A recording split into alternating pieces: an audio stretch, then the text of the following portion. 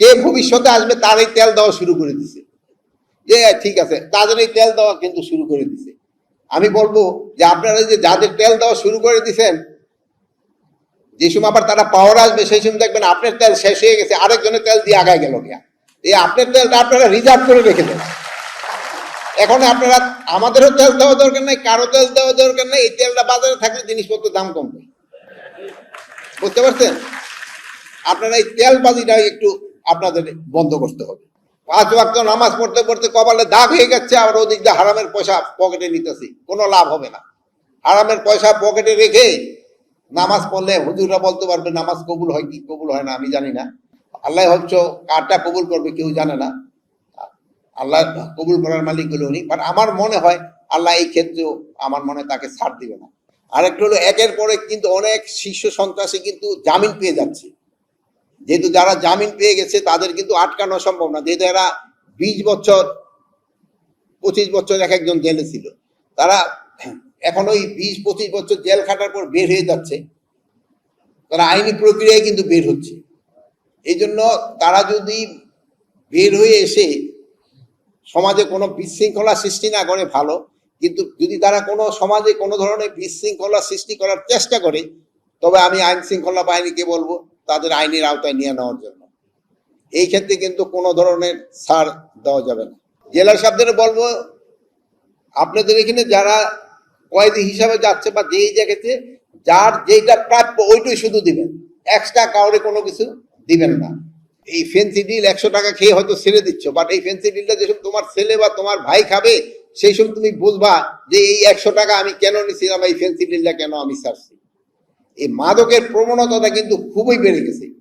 মাদক পরিদপ্তরকে আমরা কিন্তু হাতিয়ারও দিচ্ছি, কিন্তু এই হাতিয়ার দেওয়া হচ্ছে এই কারণে যে মাদক নিয়ন্ত্রণ করার জন্য। এই মাদক নিয়ন্ত্রণের জন্য আপনারা সবাই একটু সহযোগিতা করবেন। আমাদের এই ভবিষ্যৎ প্রজন্মটা যেন নষ্ট না হয়ে যায়, এই জন্য আপনারা সবাই চেষ্টা করবেন। এবার আমি যে হুজুরদের বলবো, আপনারা মসজিদে খুতবার সময় আপনারা এইগুলির উপরে একটুখানি বেশি আলোকপাত করবেন। এটার উপরে আর একটা হলো ঘুষ, ঘুষের উপরে একটু বেশি আলোচনা করবেন। আমার মনে হয় যদি ঘুষটা উঠে যেত, আমার মনে হয় সব দেশের সমস্যার সমাধান হয়ে যেত। ঘুষ হলো আমাদের সবচেয়ে বড় ব্যাধি। আমাদের সবচেয়ে বড় ব্যাধি হচ্ছে হলো ঘুষ।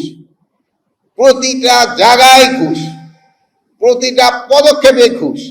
এটা যদি যতদিন পর্যন্ত এটা না কমে আসবো, আমার এই বক্তৃতা, আমাদের এই আয়োজন কোনো কাজে দিবে না।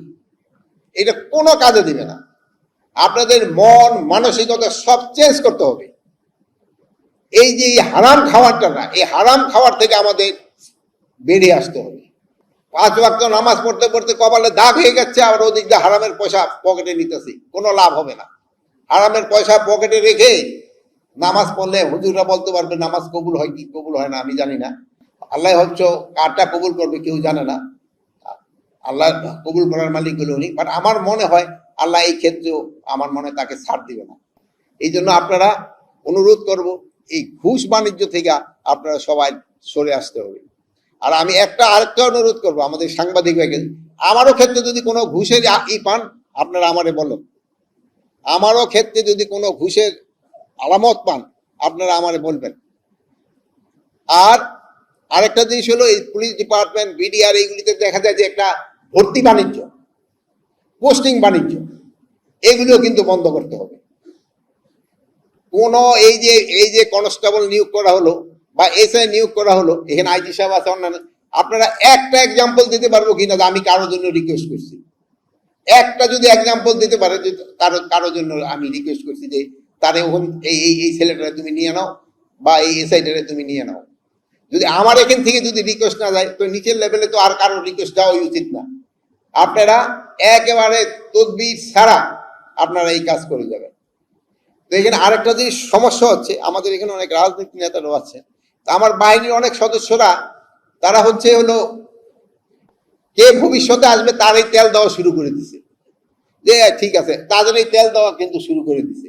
আমি বলবো যে আপনারা যে যাদের তেল দেওয়া শুরু করে দিচ্ছেন, যে সময় আবার তারা পাওয়ার আসবে সেই সময় দেখবেন আপনার তেল শেষ হয়ে গেছে, আরেকজনের তেল দিয়ে আগায় গেল গিয়া। এই আপনার তেলটা আপনারা রিজার্ভ করে রেখে দেন।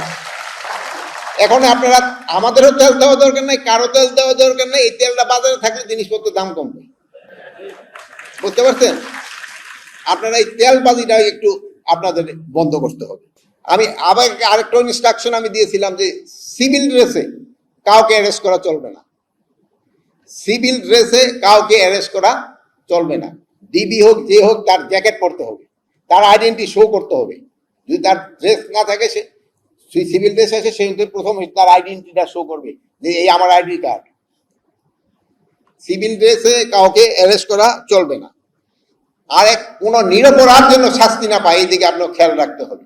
আগে আপনারা দেখছেন যে পুলিশ বাদী হয়ে কেস দিত, 10টা হলো নাম আর 300 হলো 200 হলো বেনামি।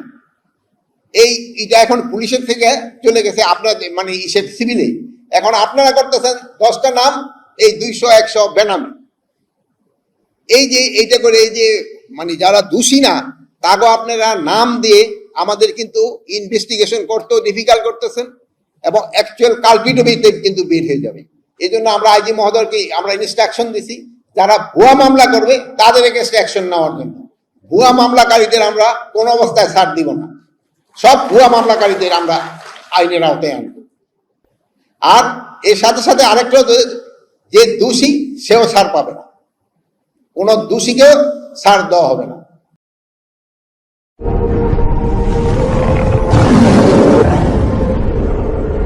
চ্যানেল দুর্জয়, নির্ভীক, যে কণ্ঠস্বর।